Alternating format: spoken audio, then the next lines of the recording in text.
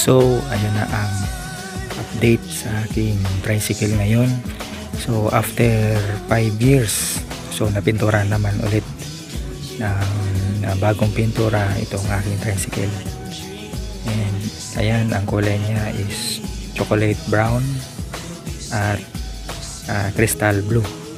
Tapos sa loob ay green. So, yan.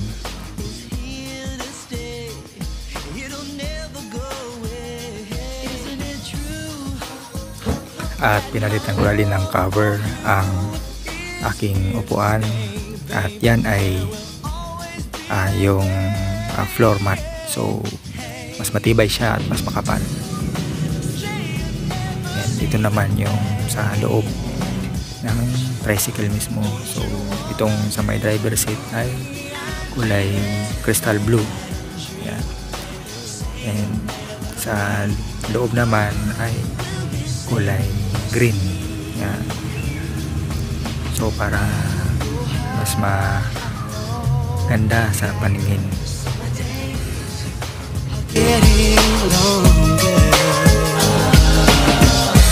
Oh, how I know that my love is getting stronger.